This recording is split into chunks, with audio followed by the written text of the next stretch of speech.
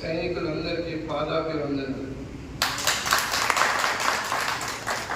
ఈరోజు మీరు మన సరిహద్దులలో ఉండి రాత్రి భవన్లో కష్టపడి మీరు దేశాన్ని కాపాడుతుంటే మేము హాయిగా నిద్రపోతున్నాం. మీరు ఆ విధంగా మీరు మాకు అంత సేవలు చేస్తున్నారు. అయితే యుద్ధ సమయంలో మీ పాత్ర చాలా గొప్పది. మిమ్మల్ని ఏ విధంగా పోగినప్పటికీ కూడా మాటలు చాలవు. అయితే యుద్ధం జరుగుతున్నప్పుడు మాకు కూడా ఆవేశం వస్తుంది. మరి మేము కూడా పోయి పాల్గొనాలి, భారత మాత సేవలో చనిపోవాలన్నది ఆవేశం మాకు కూడా వస్తుంటుంది.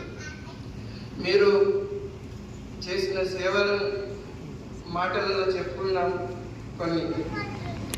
ఈరోజు ఏ రోజు కాకుండా సార్ చెప్పినట్టు ప్రతిరోజు వార్తలను మేము వింటున్నాం. ఈరోజు భారతదేశం మొదటి యాక్షన్ చేపట్టింది, వాటి విమానాలను కూల్చేసింది అంటున్నప్పుడు మాకు చాలా సంతోషం అనిపించింది. ఎటువంటి పరిస్థితులు మన దేశం వెనుకబడి లేదు, మన దేశం చాలా ముందుంది, పోరాటంలో కూడా చాలా ముందుంది అని చెప్పి మనకు సంతోషం అయిపోయింది. అదేవిధంగా భారత సైనికుల యొక్క పౌరుషాన్ని మీరు ప్రపంచ దేశాలన్నిటికీ చాటి చెప్పిండ్రు. మన టెక్నాలజీ, మన దేశం యొక్క సామర్థ్యాన్ని ప్రపంచాన్ని మొత్తానికి తెలియజేసిండ్రు. అదేవిధంగా మన దేశానికి ఇప్పటికైనా కూడా ఇజ్రాయెల్ను పోలినటువంటి సామర్థ్యాన్ని మనం తెచ్చుకునే ప్రయత్నం మనం చేస్తాం. మన దేశం అదే దిశలో ఉంది. మరి మనం ముందు చుట్టుపక్కల ఉన్నటువంటి శత్రు దేశాలను కన్నెత్తి చూడకుండా చేసేటువంటి సామర్థ్యం మన దేశం పొందుతుందని నేను ఆశిస్తున్నాను. అదేవిధంగా మీ సేవలను మామూలు మాటల్లో చెప్పాలని మీకు పాదాభివందనాలు చెప్పాను. మీరు ఆ విధంగా అక్కడ కష్టపడుతుంటే ఇక్కడ మా పోలీసులు ఇక్కడ సమాజంలో శాంతి భద్రతలు కాపాడుతున్నారు. వారి సేవలను కూడా ఎంతో కొనియాడాలి. మీ సేవలను మాటలేవు, అదేవిధంగా వక్తలు ఎవరైనా ఉంటే ఇంకా చెప్తారు. ఎందుకంటే భావావేశానికి లోనవుతున్నాను నేను. కాబట్టి మళ్ళీ ఇంకోసారి ఎప్పుడైనా పూర్తిగా చెప్తారు. ఆ ఆపరేషన్ సింధూర్ అనేటువంటి పదంలోనే ఎంత అసలు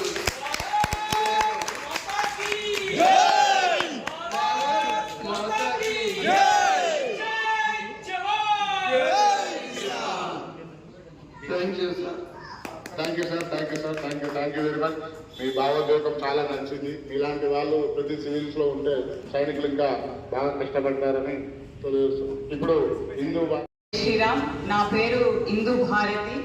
నా తండ్రి ఈ దేశానికి హిందుత్వానికి రెండింటిని కాపాడాలని చెప్పి హిందూ భారతి అని పేరు పెట్టుకున్నాడు. తను ఒక ఆర్ఎస్ఎస్ నుంచి ఏబీవీపీగా ఎదిగినటువంటి వ్యక్తి.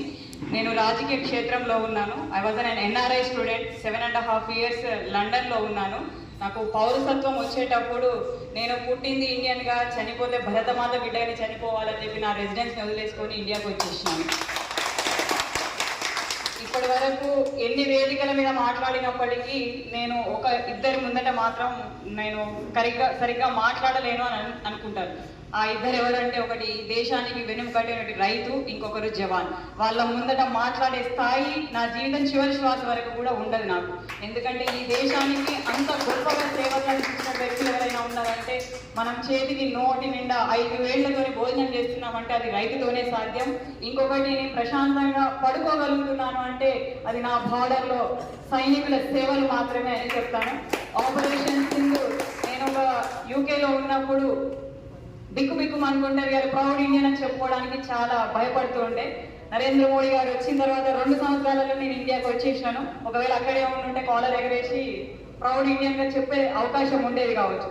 సార్, నరేంద్ర మోడీ గారు ప్రధానమంత్రి అయిన తర్వాత 2 సంవత్సరాలకే నేను భారతదేశానికి వచ్చేసాను. అక్కడ ఉన్న ఫ్రెండ్స్ అందరూ కూడా మేము ఇప్పుడు ఇండియాకే వచ్చేస్తాము అని అంటారు.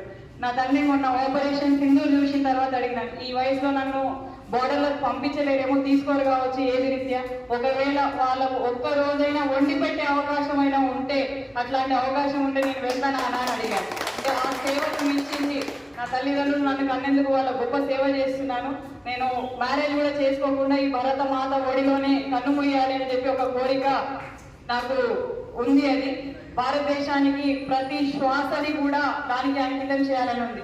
ఆపరేషన్ సింధూర్ గురించి నేను హిందువా ముస్లింవా అని అడిగి వాళ్ళు ఇండియన్స్ ని టార్గెట్ చేసి ఎస్పెషల్లీ హిందూస్ ని చేసినప్పుడు మోడీ గారికి వెళ్ళి చెప్పుకో అంటే మోడీ గారికి వెళ్ళి చెప్తే ఏం జరిగిందో కూడా మనందరం మన సైనికులు ఏం చేసి చూపించారో కూడా చూసాము. ఎంత మాట్లాడాలన్నా కూడా ఇంతకంటే ఎక్కువ మాట్లాడలేను. ఒకటే మాట చెప్తాను, నాకు అన్నిటితో మీ అందరికీ కూడా శిరస్సు వచ్చి పాదాభివందనం చేస్తాను. భవిష్యత్తులో ఎటువంటిది మన సైనికులకు కావాలన్నా కూడా భరత మాత బిడ్డలు ప్రతి ఒక్కరు కూడా మీ వెంట ఉంటాం. మేము అక్కడ ఏదో ఫ్యామిలీని వదిలిపెట్టామని కాదు, మేమందరం కూడా మీ వెంటే ఉన్నాం. ఎటువంటిది కావాలన్నా కూడా ఈ మానుకోట గడ్డ నుంచి మీ అందరికీ సహాయ సహకారాలు అందుబాటులో ఉంటుంది. ఆర్థికంగా కానీ భరోసా కానీ ఏదైనా సరే. మీ ఫ్యామిలీస్ ఇక్కడ ఒంటరిగా ఉన్నాయని అనుకోకండి. ఒక ఫోన్ కాల్ ఇక్కడ సైనికుల ద్వారా మాకు ఇన్ఫార్మ్ చేస్తే మన కమిటీ ఏదైతుందో రెప్ప వార్డులో మేము అక్కడ వెళ్ళి వారిపోయి మీ కుటుంబానికి మేము అండగా ఉంటామని చెప్పి మా సైనికుల తరఫున రిటైర్డ్ అందరి తరఫున మానుకోట గడ్డ తరఫు నుంచి హిందూ పార్టీలో ఒక భరత మాత ముద్దు బిడ్డగా మీ అందరికీ మాటిస్తున్నాం. జై హింద్, జై భారత్. భారత్ మాతా కీ జై. భారత్ మాతా కీ జై. ధన్యవాదాలు. Thank you sister. చాలా సంతోషంగా వాళ్ళ యొక్క అభిప్రాయాలు వాళ్ళు ఎలా పనిచేశారని చాలా తక్కువ సమయంలో 2 నిమిషాలలో క్లుప్తంగా చేయాలని కోరుకుంటున్నాం. నాయక్ జీ నాగరాజ్.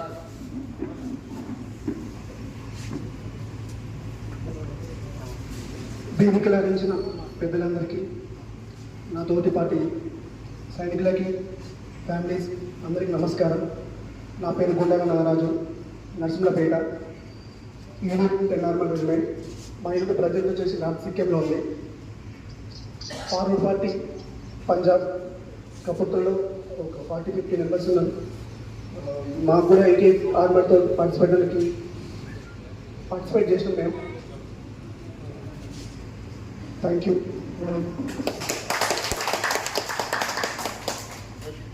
కానిస్టేబుల్ దేవేందర్ రెడ్డి గారు.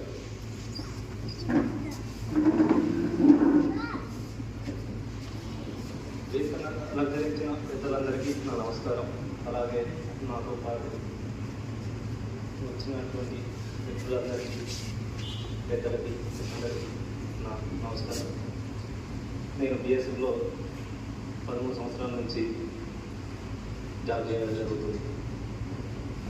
నేను ఎప్పుడు కూడా ఇలాంటి ప్రోగ్రాంలకి కండక్ట్ కాలేదు. అయినా కానీ ఈసారి ఫస్ట్ టైం కండక్ట్ అవ్వడం జరిగింది. అలాగే ఈ ఆపరేషన్ సింధూర్లో కూడా పాల్గొని మీతో పాటు మేము వర్క్ చేసినందుకు చాలా సంతోషంగా అనిపించింది.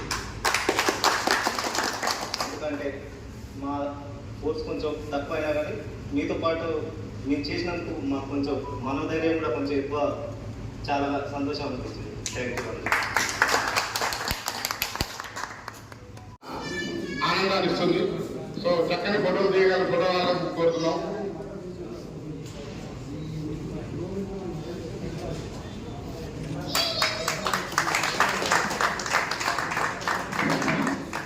సన్మాన గ్రహీతలు చాలా ఫోన్ చేయకండి, మళ్ళీ గ్రూప్ ఫోటో తీసుకుందాం.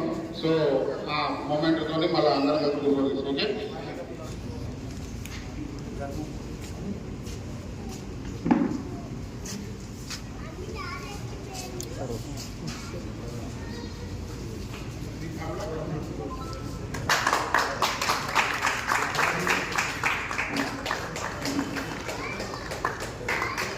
నెక్స్ట్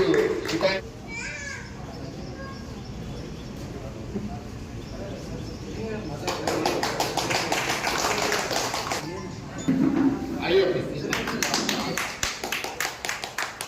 మన సైనికులతో ఈరోజు అందరం మేము ఇక్కడ గ్యాదర్ అవ్వడం, ఒకేసారి ఇంతమంది యుద్ధ వీరులతో మేము కలిసి ఒక ఫోటో దిగడం మా జీవితం ఏమైతే